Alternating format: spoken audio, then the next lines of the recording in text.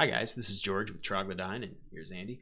So we figured we'd give you an update on tCMS, sort of a retrospective of the entire rewrite, and where do I think tCMS needs to go from here, where Troglodyne itself is going to be going in the upcoming months, and sort of how we felt about the project in general. So let's start out with that. So essentially what my goals were here with the first iteration of this was I wanted to migrate todesine.net and my corporate site and get that done before November.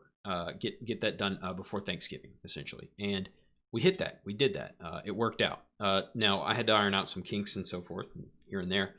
And did the presentation and did a few little refactors here and there, but it turns out basically I've come to a realization that there are some significant refactors that I actually should make, and that they're more of the I should know better, and in fact I do know better kind of things. We were sort of talking earlier today, one of the old maxims from the Lisp programmer days was sort of all programs are just data and transformations on data, which are data in and of themselves.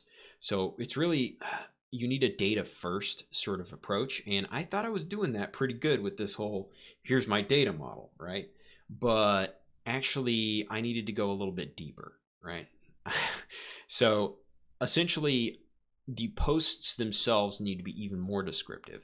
To work on the web, I need to be even more descriptive. I need it to where posts can contain posts, where posts essentially exist in sequence. If you want to like describe a page that needs a login, essentially it's just a sequence of posts where it's the login page post, and then it's the actual post, and then it's whatever set of subsequent posts that come after that. Well, right, which is more of an embracement of the spirit of the WWW in general, which is a more semantic and descriptive format for the web. So it really kind of makes sense based on this is how the web is supposed to be in the first place, that these sorts of models wind up being actually the most efficient for doing it. There's a reason why it was done this way in the first place. Yeah, and it made me realize a lot of these are insights that programs that have come before me have likely come to the hard way as well. For example, when I was thinking about this, I realized it's like, so what's the difference between Excel and Microsoft Word layout? I mean, otherwise it's mostly common code, right? And then it's other than that, it's certain different data type plugins. Well, unless you look at the underlying code for Excel and for Microsoft Word. In which it was actually a gigantic pile of excrescents that was held up by, by Herculean effort. Yes, by Herculean effort of senior developers. Yeah, I was actually, some of the stuff that led me to think about this was there was a article by Stripe the other day about how they changed their transactions API from one that was very much a imperative style to where it was more like these are more like intentions that kind of could fail, and you might want to try multiple different ways of getting them done, right? And that's what made me think, well, a transaction is really just a post, but it's something like a scheduled post. Like, say, if you want to have a live stream going in 3 or 4 hours, right? Yeah. And that certain conditions actually need to be met for the post to actually occur and be made live, right? But or then, if you're, say, like a newsmaker or something like that, you got something you want to have ready for the morning, that sort of thing. You want it to come out whether you blaze through your alarm or you get killed or whatever. But then I thought about the problem in general, and it's like, well, when you start to think about that, it's like, well, private posts, things beyond login, it's just the same thing. It's a callback at the end of every post that is basically like, well, what is the decision on whether or not to actually display this post? Yeah, if there's no callback, just display it. If there is, think about it. Yeah, and when you have the idea of posts within posts, then it's turtles all the way down, right? You could have multiple different ACLs captured through that with regard to things that you're not allowed to. It'll just show as you're not allowed to, or won't even show up. There's lots of ways you can handle that, and it's a very interesting design system. And it means that the actual router for the request will be very, very simple. We, in fact, really wouldn't have a request router. This simplifies code in an extreme fashion in that the posts themselves are defining what their route is. Yeah, effectively. Yeah, and that it might be that they even have a module of code associated with every single post. They don't necessarily need to, but they could, right? Right. And so that to me sounds like the most extensible possible model, the most generic way that I could do it. And I realize as one guy, a very, very small firm, me and him, I need something that scales like that. I need something that's actually going to be that easy if I want to get a lot of the things I want to get done as a platform to build software that I want to build with this business. And yeah, because we ultimately have a lot of ideas of things that we could make, things that we want to build, places we can go with various different things. But, we can't do them all right now. We can do some of them. We can execute on probably several of them right now pretty well and probably make some money off of it. Yeah, but the point that we're trying to get here is that we're going to continue to work on tCMS. Obviously, this big refactor and trying to make it even easier to work with is going to happen, but it's going to happen as a part of me building other parts of the business, because as you can see, I've built my websites. I've done a lot of the goals that I had for it, and I'm pretty satisfied with that. But now I need to pursue more direct money-making opportunities with regard to making a product, because I did need a website. We do need the presence. All those things are actually necessary to building a business, but you also need a product. You can't just be marketing, right? Right, exactly. Ultimately, then you're what are you doing? You're selling your course on Gumroad, right?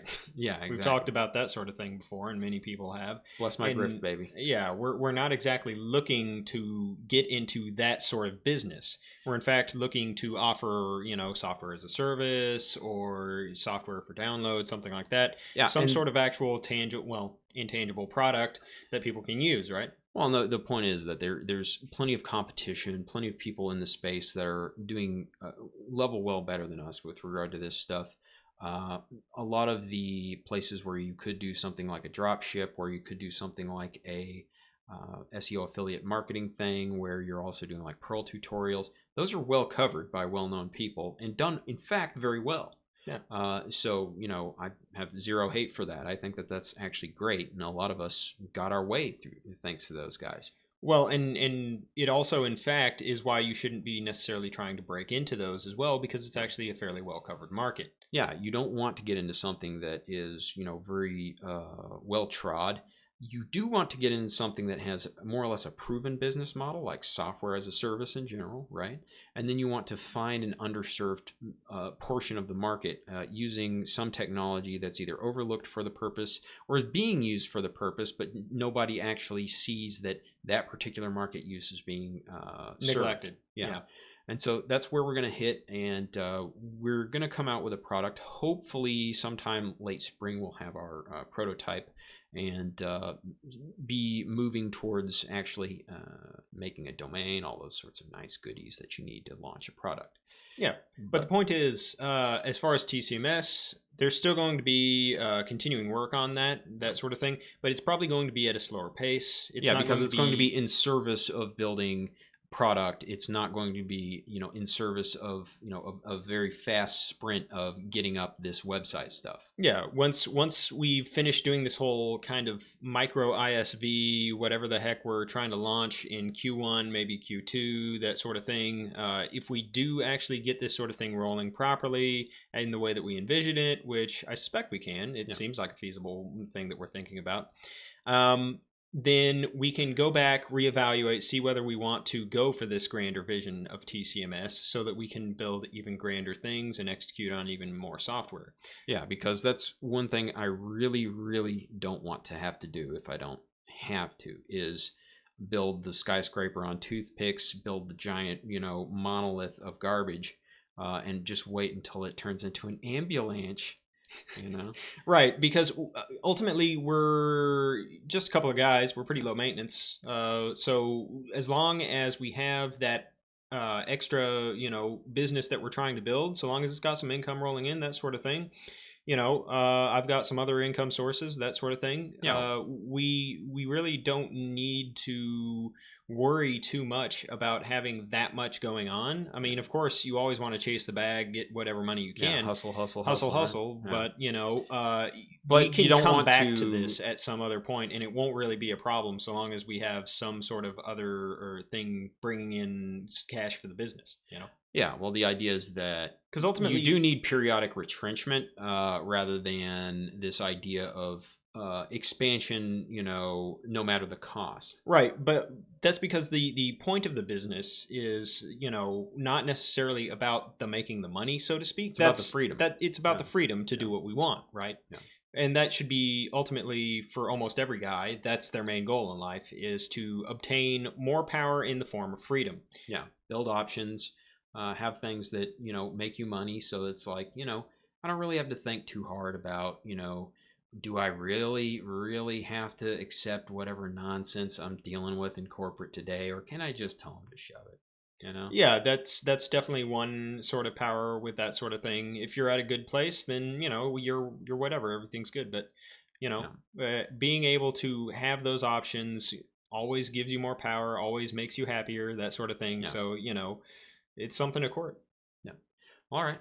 Hope you guys enjoyed our little talk here about where tCMS is going and where the business is going. And I hope you're looking forward to whatever we come out with here in Q1.